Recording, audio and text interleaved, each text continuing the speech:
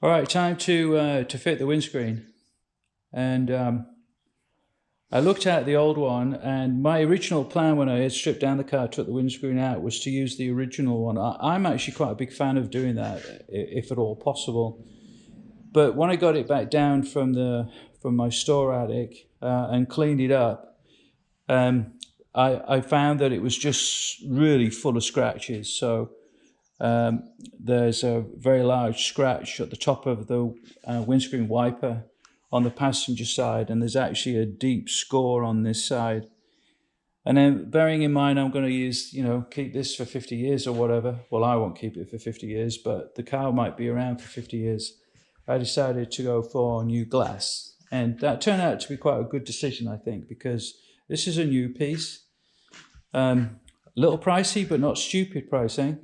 And getting it here was a little bit of a challenge, but it arrived. It was fantastically well packed.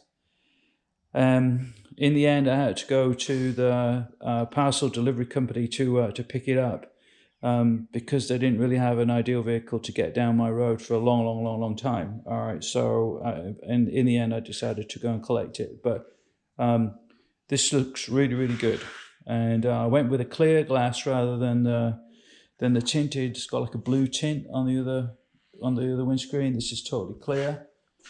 Definitely feel like I've got enough blue in the car. So we're going to go with that. First step is to lay in the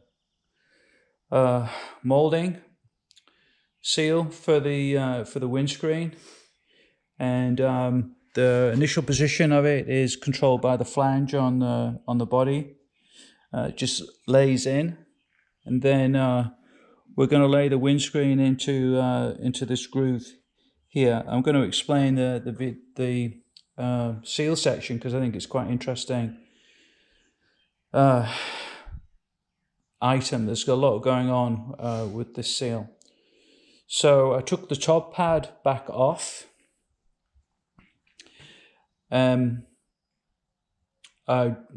Primarily to make it easier, but I'd also, if I'm going to be very honest about it, I had forgotten to fit this center post bracket because that was in my windscreen box rather than on my front bulkhead box. And when I came to get all of the stuff out ready for windscreen installation, I found that, and I cursed a little bit, but there we go. So I'm going to actually fit all of this without the top pad, and then fit the top pad after. We'll see how that goes. Right, this is the windscreen section seal. The hands belong to Jojo, and it's quite a complex shape. So this part is for the bottom edge of the windscreen. This part is the section that clips onto the body, and then there is a bead that we put in after the windscreen is installed, and that sits in there. There's a special tool that's used to help with the installation of that. And then this section here is a chrome finisher. And we'll go through all of those together. But the first step is to, after the seal is installed on the car, which it is that we engage the windscreen with this section here. So we'll see how that goes.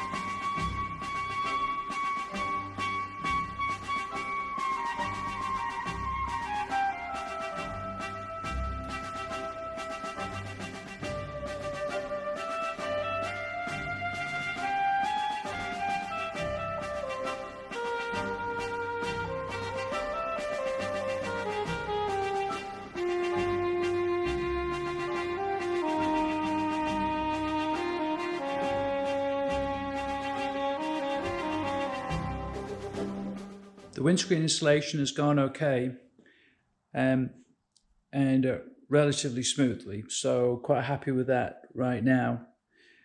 There's a bead in here which I'll show you on the bench, and I used a special tool for that, for the insertion of that.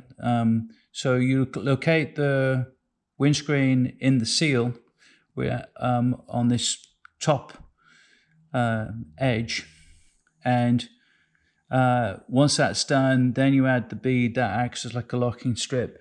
And then I have this in place temporarily at the moment, but this is the top of the windscreen, and it's held in place by the tension rod and then the two end caps. So these two end caps have to come back off again because I have side trim to install, and they're part of that. They actually form the finishing for each of those top pieces related to, there's a chrome piece that goes along the side, and then there's an interior trim that goes on the inside of the side of the B-post. So right now, this has gone okay. My next thing is to fit this chrome strip, and that slides inside this seal section here, and I'll be doing that in a little bit. But I want to show you these tools. They worked out really well today.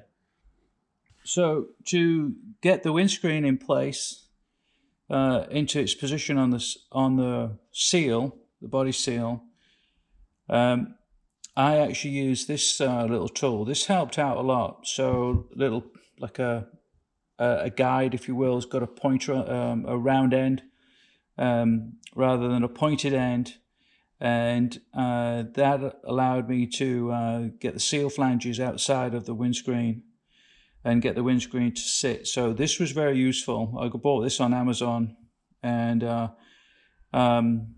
just made life easier. This tool I was a bit nervous about using.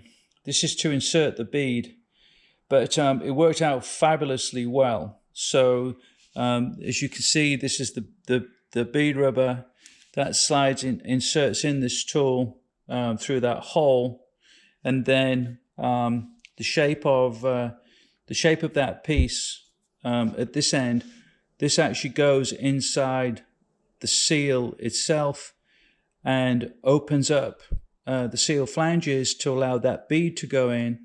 And then as you're pulling it, you're pushing down on this back piece.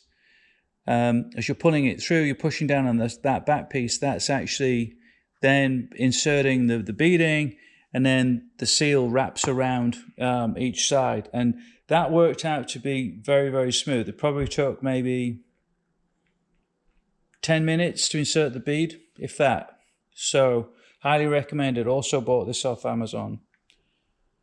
Yeah, so right now I'm very pleased with the way this has gone. Next step up is to put that finishing trim on.